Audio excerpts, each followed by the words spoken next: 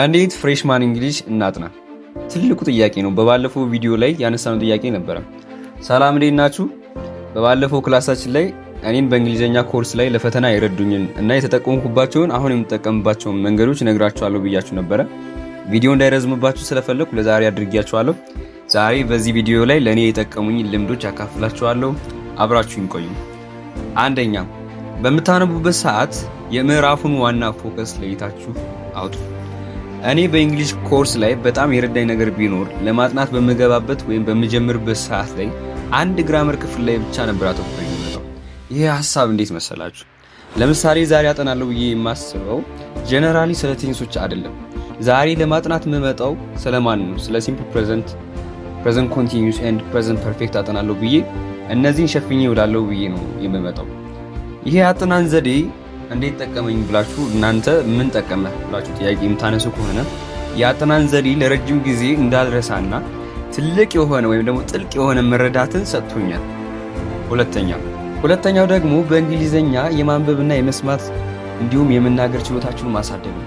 ከተለያዩ ቻትቦቶች ጋር ኮሚኒኬት ማድረግ ወይም የተለያዩ በእንግሊዘኛ የተጻፉ መጽሐፍቶችና ፊልሞችን እዩ።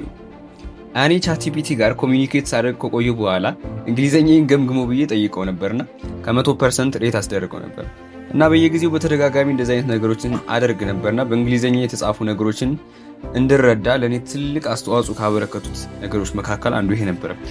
ሌላው ጥቅሙ ደግሞ እነዚህን መረዳት መቻሌ የፓራግራፍ ጥያቄዎችን እንዳልስት ረድቶኛል። እናንተም ይሄንን በመጠቀም አንዱ የእንግሊዘኛ ክፍል የሆነውን ፓራግራፍ ለመስራት በጣም ይረዳችኋል። ሁለተኛው ነገር ቢኖር ደግሞ ከዚህ ክፍል ውስጥ እንግሊዘኛን የኢንተርቴይንመንት ክፍላችሁ አድርጉት።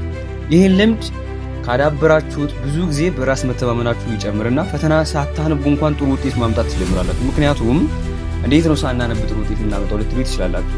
ምክንያቱም ቋንቋውን የእናንተ አንድ ክፍል ታደርጉታላችሁና ይሄ እንደውም እንዴት መስላችሁ ለኔ አስማተኛው ፓርት ወይም አስማተኛው ቋንቋውን ስትረዱ ካነበባችሁት ላይ ጥያቄ እንዴት እንደሚወጣ መረዳት ትጀምራላችሁ ማለት ነው። ስለዚህ ልክ ማንበባችሁ መረዳታችሁ የሆነ የተጻፈ ፒስ ኦፍ ራይቲንግን መረዳት ስትጀምሩ እንዴት ለፈተናችሁ መዘጋጀት እንዳለባችሁ እንዴት ፈተናው እንደሚሰራ መረዳት ትጀምራላችሁ ማለት ነው።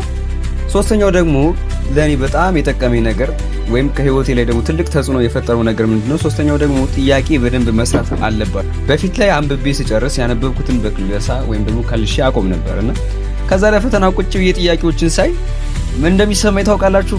ልክ እዛ ፈተና ላይ ቁጭ ብዬ ማሞ ሌላ የምታወቂው ሌላ አይነት ነገር ነበር የሚሰማኝ። ቁጭ ብዬ ያደርኩበት ንባብ የታባቱ እንደገባ ራሱ አላውቅም ነበርና የሆነ ሰዓት የኢንስፓየር ኢትዮጵያ መስራች የሆኑት ስለወርቅ ታዬ ጥያቄ ማለት ምግብ በልታችሁ ስትጨርሱ በውሃ መወራረድ እንዳለበት ሁሉ የንባብ ማወራረጃው ጥያቄ ነው ሲሉ ሰማዋቸውና አእምሯችንን ስንመግብ የዋልነውን ምግብ የምናወራረደው በጥያቄ ውሃ ነውና ጥያቄ የተለያዩ አመት ጥያቄዎችን መስራት በጣም ለኔ ከጠቀሙኝ ክፍሎች መካከል እንግሊዘኛ ላይ ጥሩ ውጤት ያስመዘገቡ ከረዱኝ መካከል ያለፉት አመታትን ጥያቄዎችን መስራት ነበር። እዚህ ጋር ደግሞ አንድ ትሪክ አለ። ብዙ ጊዜ መምህራን ምን ያደርጋሉ መሰላችሁ? አዲስ ጥያቄ አይፈጥሩም።